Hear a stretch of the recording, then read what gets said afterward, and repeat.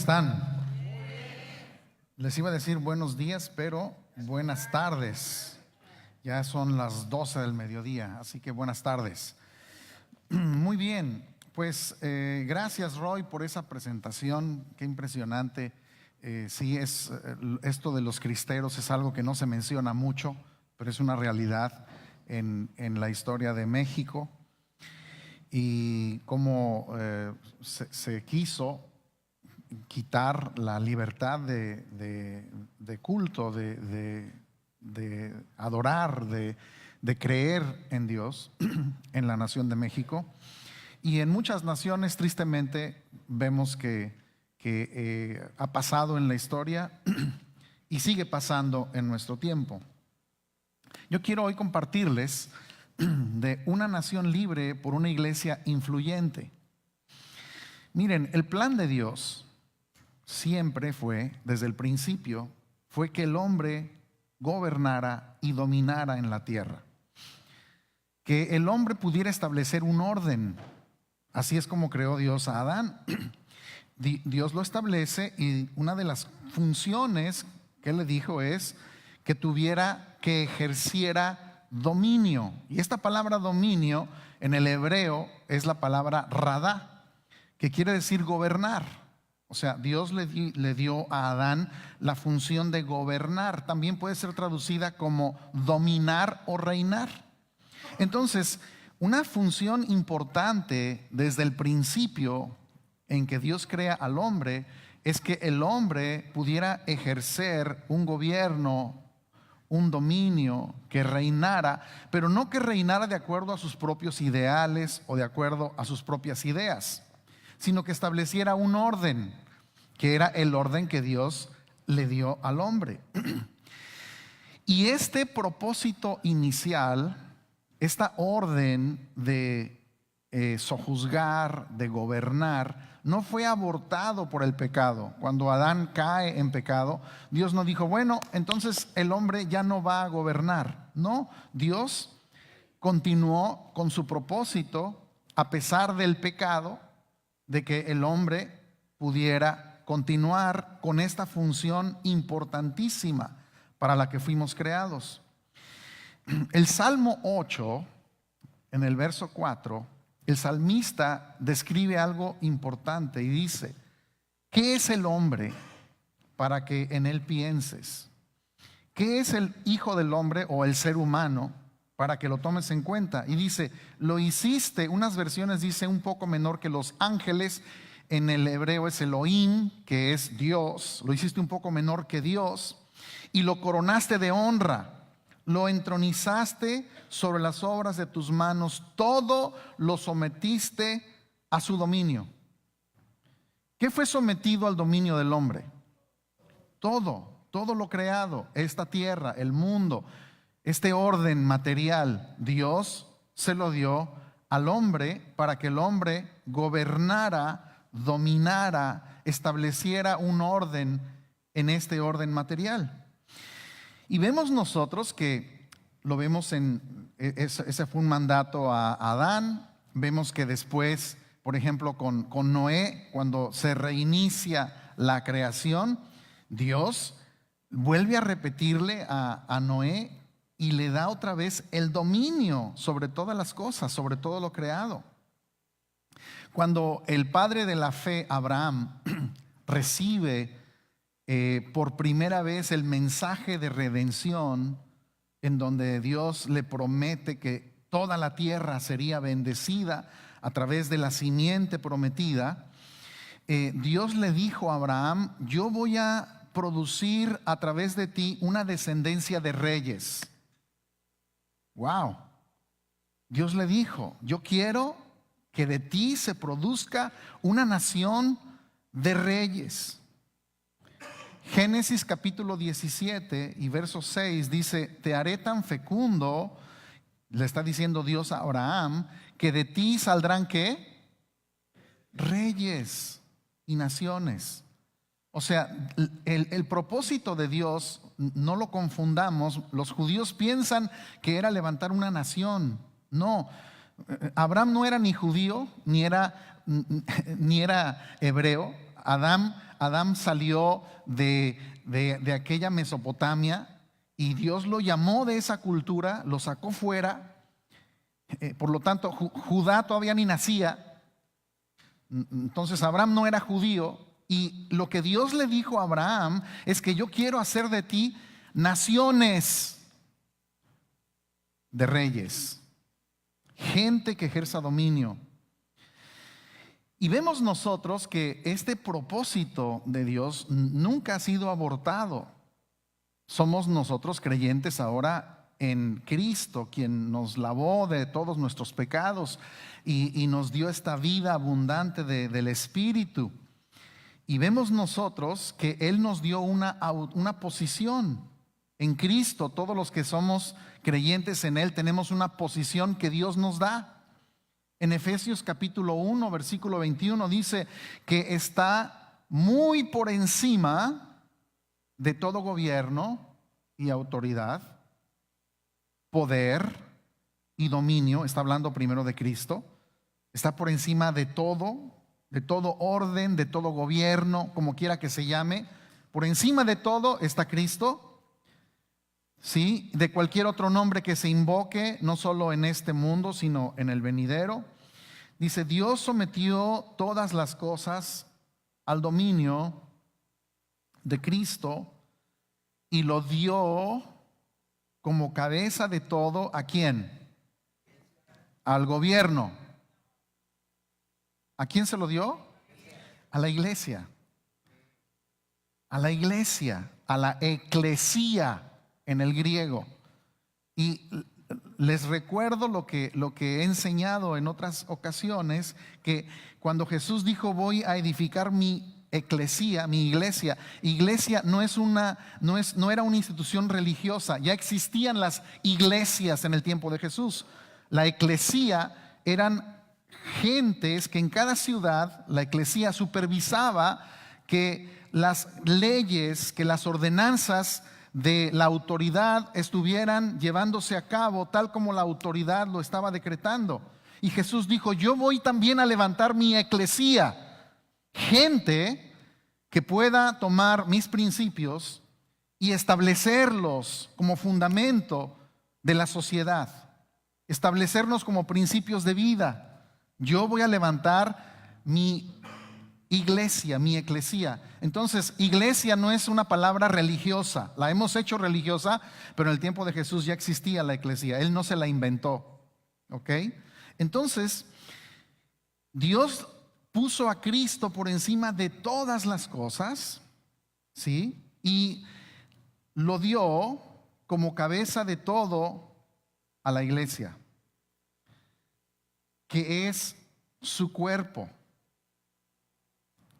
Y nosotros cuando hablamos de que somos el cuerpo de Cristo, lo vemos también como algo místico, como una frase, pero en realidad es nosotros que somos el cuerpo, somos la expresión de aquello a quien Dios le dio toda autoridad en esta tierra. De la máxima autoridad lo tiene este cuerpo, que es la eclesía, la iglesia, que es la plenitud, el pleroma, la máxima expresión de aquel que lo llena todo. Otra versión dice todo en todo. O sea, todo en todo es en todo.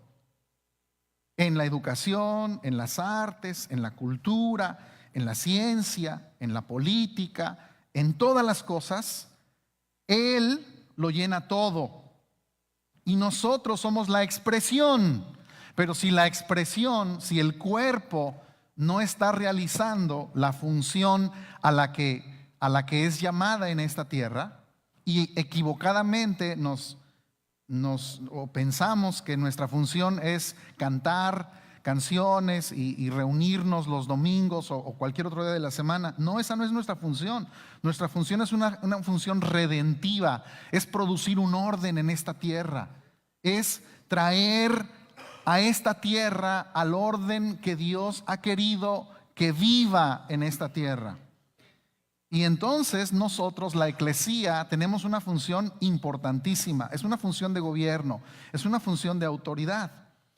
Por eso, la Escritura, Pablo, que entendió perfectamente la función de la iglesia, Pablo dice que somos reyes. Pedro también lo dice, que somos sacerdotes. También Pablo dice que somos embajadores. Estos títulos son títulos de autoridad, son títulos de representación de autoridad. Nosotros representamos autoridad en esta tierra. Nosotros tenemos un llamado de dominio en esta tierra. Nosotros somos llamados al ejercicio de un orden en esta tierra a través de la gracia y de la función que Dios le ha dado a cada hijo de Dios, a cada creyente, cada uno en su función, haciendo la labor para que al final todo el cuerpo manifieste un ejercicio del dominio del propósito de Dios eterno en la tierra. Ahora, ¿por qué dominio? ¿Por qué dominio? Porque solamente así el hombre puede representar a Dios en la tierra. Porque así como Dios tiene autoridad sobre todas las cosas, el hombre fue creado como un regente o como un agente de dominio, de representación de Dios. Y el resultado es que cuando los justos dominan en la tierra, entonces se establece un orden divino que produce lo que la gente le llama un bienestar.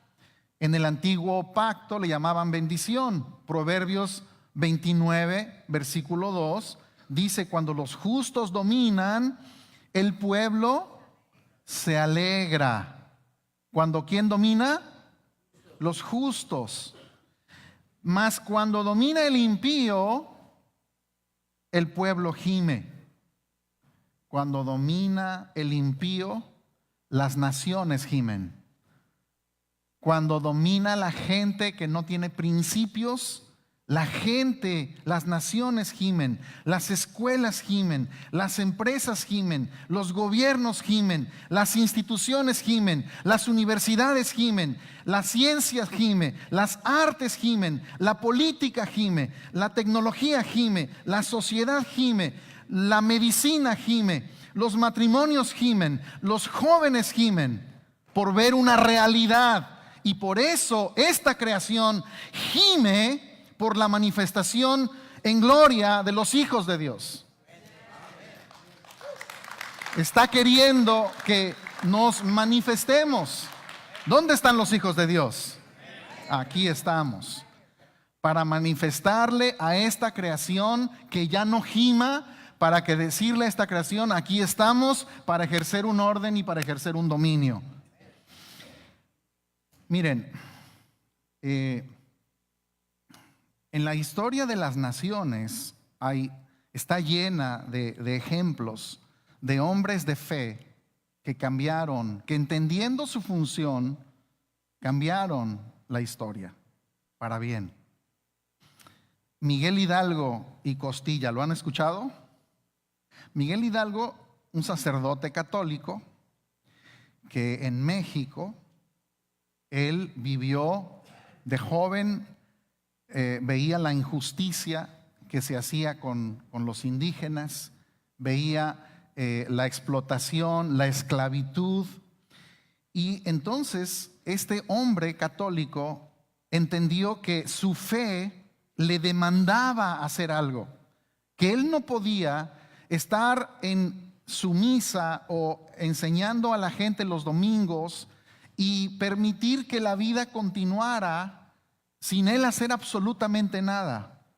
Él, en su entendimiento, mucho o poco o exagerado o escaso que tuviera de Dios, él entendió que era su responsabilidad hacer algo como un ministro que él era de Dios. Y él no se quedó callado. Él proclamó, él convocó para que se iniciara en el país de México una independencia. Y después de que él fallece, le dio seguimiento a otro sacerdote llamado José María Morelos y Pavón, otro hombre que también, entendiendo que tenía un llamado y que enseñaba los conceptos de la Escritura, él sabía que su llamado no era solamente estar en cuatro paredes, sino a ver la transformación de una nación.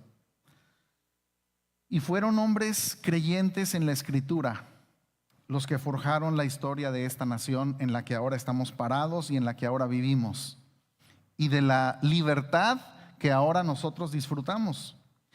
Y estos hombres que tenían fe basaron la constitución de esta nación en los principios de la libertad que están basados en la Escritura, que están descritos en lo que llamamos la Biblia. De ahí proceden estos principios de libertad de esta nación. Pero el día de hoy pareciera que el estar involucrado en la vida de las naciones no es parte de la iglesia, que el estar involucrado en las cosas que suceden en nuestra sociedad no debería ser parte de nosotros. Bueno, eso es un concepto incorrecto y fuera completamente de la Escritura, porque nosotros somos llamados a la transformación de nuestras naciones. Somos llamados a establecer un orden divino que es el orden de Dios en esta tierra. Entonces hemos aceptado conceptos que no tienen nada que ver con nuestra actividad, porque nuestra actividad no es estar encerrados en cuatro paredes, sino es estar manifestándonos en los 4 puntos cardinales. Entre más cercanos estemos a Dios, más productivos e involucrados en nuestra comunidad debemos de estar. El carácter de una persona espiritual no se mide por la cantidad de días que ayuna, no, sino por la cantidad de días que es productivo. No se debería de medir por si oras a tiempo, sino más bien si pagas a tiempo tus deudas. No se debería de medir si mantienes comunión con tu pastor, sino mantienes comunión con tu esposa. No se debería de medir por si eres respetado en tu iglesia, sino si eres respetado en tu trabajo. No se debería de medir por si tienes visiones en un éxtasis, sino si tienes una visión que motive tu existir. Así debería de medirse la espiritualidad de una persona. El problema es que el día de hoy, después de miles de años, Babel sigue existiendo y seguimos edificando y construyendo una torre que creemos que esa torre nos va a llevar al cielo y esa torre no nos lleva a absolutamente nada. Yo quiero que analicemos por unos minutos este concepto de Babel y entendamos que aquello que nos presenta la Escritura como historias, como ejemplos, no son sino principios mentales de cosas que existen el día de hoy todavía. No son sino sombras de realidades que debemos aprender de ellas para no caer, como dice el apóstol Pablo, en los mismos errores. Estas cosas sucedieron a ellos para que nosotros aprendamos a vivir correctamente. Génesis 11:3 dice: se dijeron unos a otros, vamos, hagamos ladrillo y cozámoslo con fuego. Y les sirvió el ladrillo en lugar de piedra y el asfalto en lugar de mezcla. Y dijeron, vamos, edifiquemos una ciudad y una torre cuya cúspide llegue al cielo y hagámonos un nombre por si fuéramos esparcidos sobre la faz de la tierra. Y descendió el Señor para ver la ciudad y la torre que edificaban los hijos de los hombres. Y dijo el Señor, he aquí, el pueblo es uno, y todos estos tienen un solo lenguaje, y han comenzado la obra, y nada les hará desistir. Ahora, de lo que han pensado hacer, ahora pues, descendamos y confundamos allí su lengua, para que ninguno entienda el habla de su compañero. Así los esparció el Señor desde allí sobre la faz de toda la tierra, y dejaron de edificar la ciudad. Por esto fue llamado el nombre de ella Babel, porque allí confundió el Señor el lenguaje de toda la tierra, y desde allí los esparció sobre la faz de toda la tierra. Mira, esta historia no está allí únicamente como algo que sucedió. Esto a nosotros nos sirve como principios. Estos son principios de pensamiento, son principios filosóficos, son cosas que han permanecido en el pensamiento de los hombres de generación en generación. Babel iba a ser, en ese tiempo, la idea era hacer el centro de gobierno, ¿no? El lugar desde el cual se gobernaba. Y Dios vio que esta edificación que se estaba haciendo era directamente contrario a Él. ¿Por qué es que Dios se opuso a esto que pareciera, si lo vemos así en un análisis ligero, pues pareciera un propósito bueno? Ellos queremos estar cerca del cielo. ¿En qué Dios puede ser afectado en que todos estén construyendo una torre muy alta? Bueno, esto que estaban haciendo ellos era una rebelión hacia Dios y sus propósitos, hacia Dios y a los juicios que Dios había traído a la tierra. Ubiquémonos en el tiempo. Había dos cosas en la mente de los hombres que Dios había producido como juicio, y eso estaba en la mente de los que estaban edificando esta torre. Uno era la caída de Adán, cuando él es desechado, cuando él es sacado del Edén, y el otro era el juicio del diluvio. Esto era lo que ellos sabían porque se había transmitido de generación en generación. Y esto que estaban ellos haciendo era una guerra contra el decreto de Dios, porque era el mismo decreto el que Dios le dio a Adán, y era el mismo decreto el que Dios le dio a Noé. Y el decreto fue que llenaran la tierra, que se esparcieran por la tierra, que la hicieran productiva toda la tierra. O sea, a Adán se lo dio como un modelo de huerto para que ese huerto pudiera ser expandido y la cultura productiva de ese huerto pudiera llenar toda la tierra. Después, con Noé, la orden fue que se esparcieran por toda la tierra, con el mandato de dominar, de ejercer dominio, de continuar haciendo y realizando esta función. Pero esto que estaban ellos haciendo de Babel era una exaltación del hombre a una posición de poder y autoridad por su propia fuerza. Es autoridad por mi fuerza sin la intervención de Dios. Es gobierno, autoridad, posición sin Dios. Es hacerme un nombre para mí mismo. Es suplantar la autoridad de Dios y de su gobierno para establecer mi propio gobierno con mis propios principios. O sea, Dios les dijo, expándanse por toda la tierra, y ellos dijeron, vamos a hacer algo que no nos lleve por toda la tierra. Vamos a hacer algo contrario a lo que Dios dijo. Babel sigue siendo edificada el día de hoy.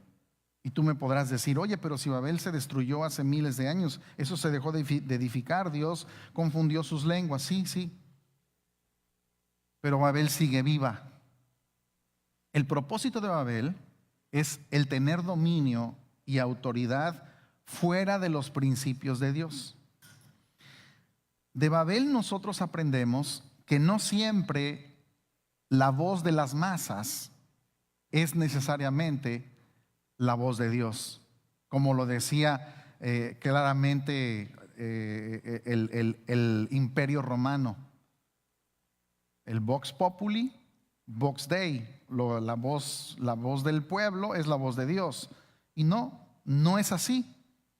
La gente toda estaba haciendo algo que no tenía nada que ver con el propósito de Dios.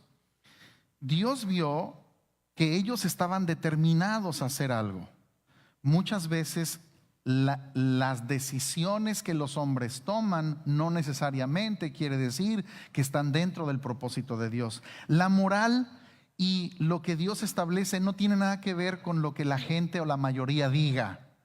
Son propósitos eternos que no cambian, aunque la mayoría diga eso no lo quiero o sí lo quiero. La mayoría puede votar por algo que es contrario a los valores de Dios y eso no lo hace que ya deje de ser antimoral. Lo que la gente diga no determina lo que Dios dice. Y vemos nosotros que Dios entonces confundió al hombre en la construcción de Babel. En Babilonia, esta palabra, o en el idioma babilonio, la palabra Babel quiere decir puerta de Dios. Pero en el hebreo quiere decir confusión. En un idioma quería decir puerta de Dios, en otro idioma quería decir confusión. Porque lo que para el hombre puede ser la entrada al cielo, la entrada al éxito, puede ser confusión para Dios. Entonces Dios entregó a los hombres a un lenguaje donde ya no se entendían. Nosotros vemos, Pablo dice que Dios entregó a los hombres a una mente reprobada, confusa, que no entiende las cosas de Dios, que llaman a las cosas buenas malas y a las cosas malas las llaman buenas.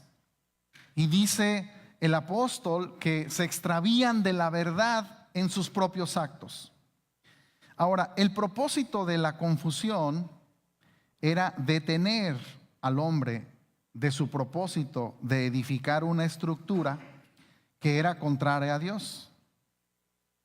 Babel es la cuna, escucha lo que te voy a decir, Babel es la cuna de la filosofía socialista. ¿De dónde sacó esto? Muy sencillo. Babel no tenía, la edificación de esa torre no tenía ningún propósito productivo. Cada persona debía trabajar en algo que era controlado por el gobierno central, pero que al final no había producción, no servía para nada. No producía alimento, no producía bienestar y no producía vivienda. Era una actividad que exaltaba al gobierno único, y todo sistema sin Dios se convierte en un sistema infructífero. Babel era un sistema de exaltación del hombre. Era exaltar al hombre. Gloria al hombre en las alturas. No tenía ningún propósito de exaltar a Dios ni de producir hombres de dominio. Babel era el establecimiento de un gobierno contrario a los principios de Dios. Babel es la cuna de una institución que pone al hombre como el centro de todo. Lo que el hombre quiere, los caprichos del hombre, y lo pone a trabajar en la glorificación de una torre que puede ser religión, puede ser gobierno, puede ser sistema o puede ser personas, que no tiene ninguna función productiva. Es la filosofía basada en controlar a la gente por poder. Por eso la iglesia entendida, cada que se levanta una iglesia entendida, como ha habido despertamientos de la iglesia donde han entendido su función, uno de ellos fue el movimiento de los puritanos, que ellos vieron la ciencia y el intelecto como un instrumento para avanzar el dominio en el hombre bajo la soberanía de Dios. Y Cotton Mather en 1723, él llamó a la iglesia para que se cultivaran en la ciencia y que se produjeran de los creyentes invenciones para tener un mejor mundo y que pudieran extender el dominio sobre los elementos de la tierra. Esa meta descansaba, según lo explicaba él, en el mandato de dominio por parte de Dios para los hijos de Dios. Y eso produjo un tiempo de avance en donde la iglesia pudo influenciar poderosamente Ahora, Babel se dejó de edificar. Sí, ya no se está edificando algo físico que se llama Babel. Se dejó de edificar antes de que se completara. Pero en la motivación del hombre, en el corazón del hombre, nunca ha desaparecido Babel. Por eso vemos después que el Sodoma y la Gomorra del pasado, la Asiria antigua, la Babilonia antigua, la Roma del pasado, esa Roma que se levantó como un imperio antidios, junto con muchos estados modernos, lo que viven es el resultado de las intenciones del corazón, que nunca pueden completar una sociedad que puede solucionar la problemática del hombre. Que el hombre lo que quiere, en sus propias palabras, es ser protegido, es tener seguridad. En otras palabras, los hombres quieren llegar al cielo, pero eso no se puede sin Dios. Babel era dueña de la ciudad, Babel era dueña de la torre, Babel era dueña del trabajo, Babel era dueña de las posesiones de la gente, y todas las personas eran responsables ante Babel. Se parece a un sistema, ¿no? Hoy vemos naciones que bajo ese mismo principio han perdido su libertad, entregándolo a un sistema.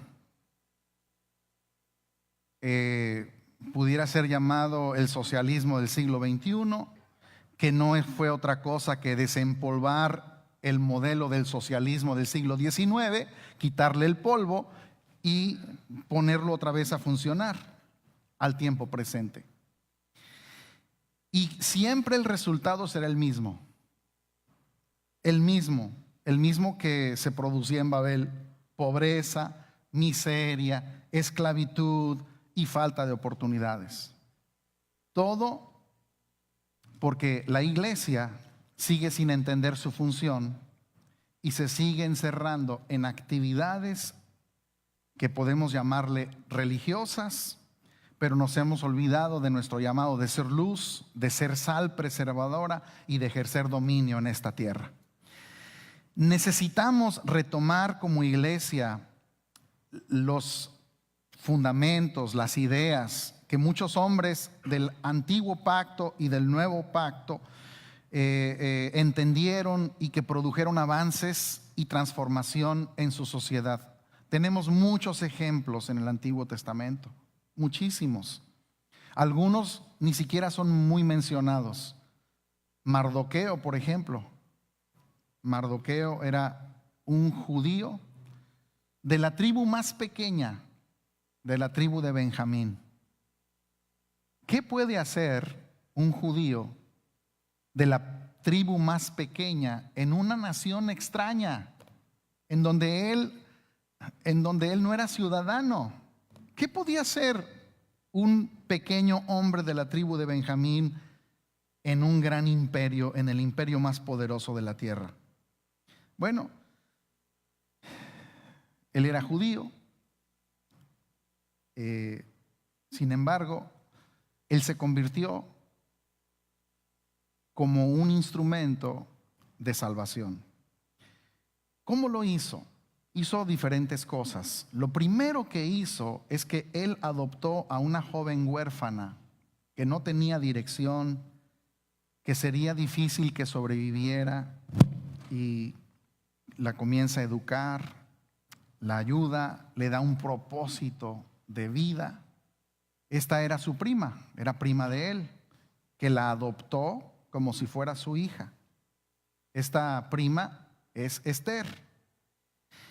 Entonces Esther y Mardoqueo tenían una estrategia que fue adecuada para su tiempo. Eso es ser profético. Necesitamos hoy ser proféticos. No necesariamente porque profetizamos, así dice el Señor, esto va a pasar. No, sino porque somos proféticos, podemos hacer lo que es necesario en nuestro tiempo. Lo profético tiene que ver con discernir las condiciones y dar solución a esos problemas. Entonces, no declaró él su procedencia. Él no dijo, soy un judío, ni tampoco Esther. No dijeron, yo soy una judía. Simplemente se involucraron en la vida nacional. Vemos que Esther no era su nombre. A Esther le cambiaron el nombre. Ella tenía un nombre judío. Esther era un nombre de sus contemporáneos. No tuvo problema en cambiarse el nombre, que significa estrella. Entonces, sabía cómo subsistir, qué hacer, cómo cambiar la condición para que la vida pudiera seguir. Bueno, sabemos nosotros la historia. Ellos están en Babilonia, habían sido traídos cautivos como esclavos a Babilonia, y Mardoqueo aprendió a subsistir en Babilonia. Él pasó por el cambio cuando fueron conquistados por los persas y subsistió. Supo levantar a una persona, a Esther, a una mejor posición de la que tenía. Y lo que hacía Mardoqueo es que él vivía a las puertas del palacio del rey. Ahí estaba, siempre, poniendo oído. ¿Qué está pasando? ¿Qué está sucediendo? Se enteraba de los asuntos más importantes del reino. O sea, las noticias llegaban primero a Mardoqueo porque él estaba a las puertas, ahí vivía. Eso es ser profético.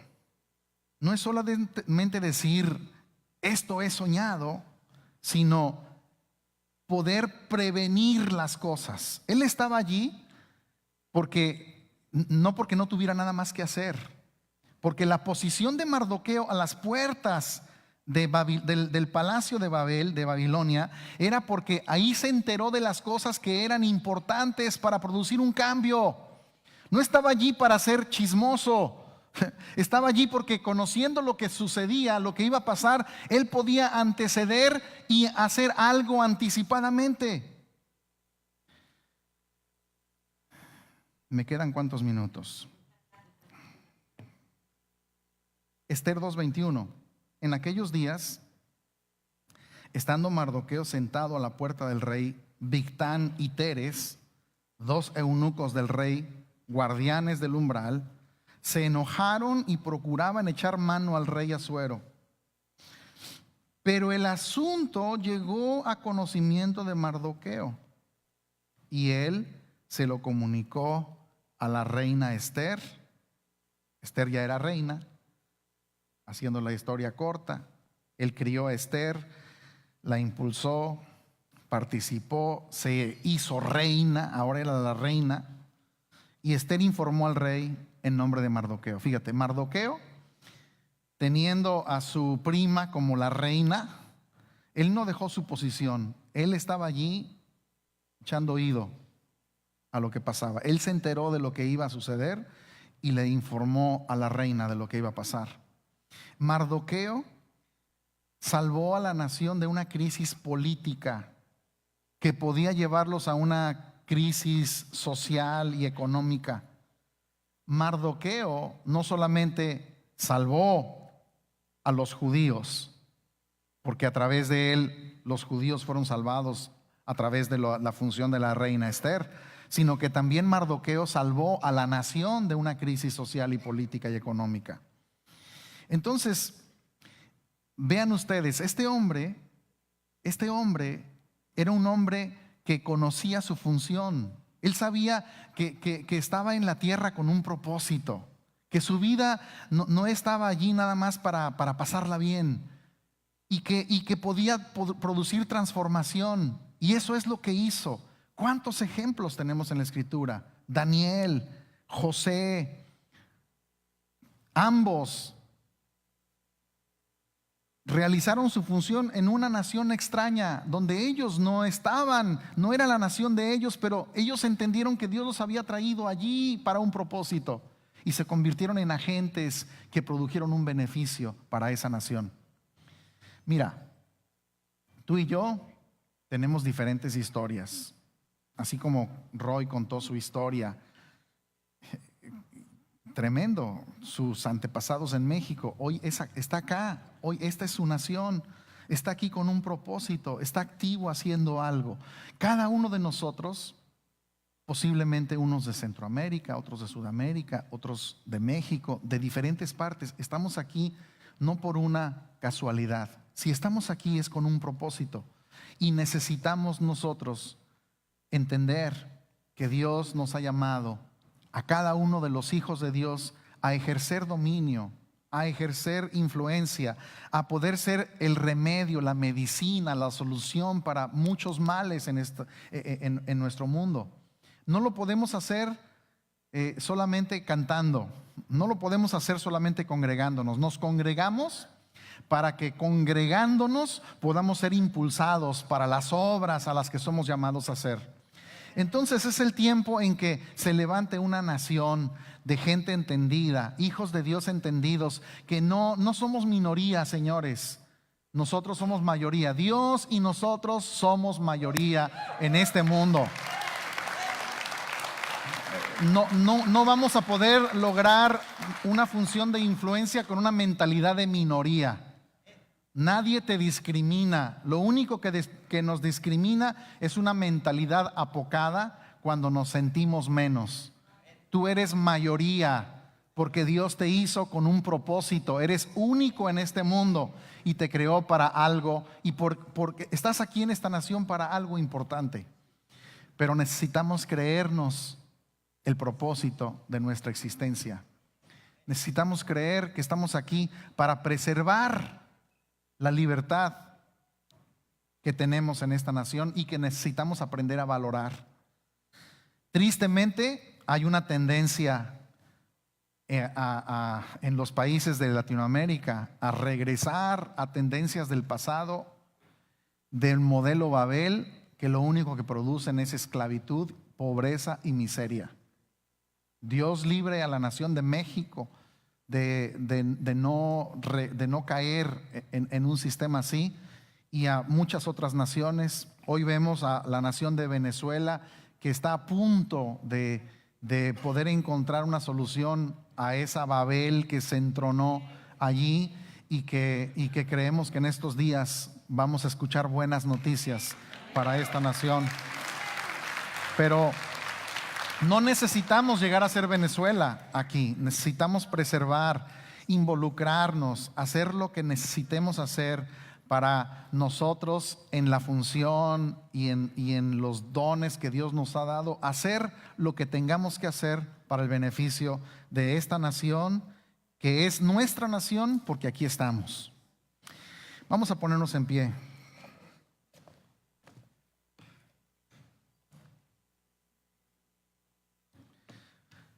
Padre, te damos gracias porque somos tus hijos con un propósito eterno.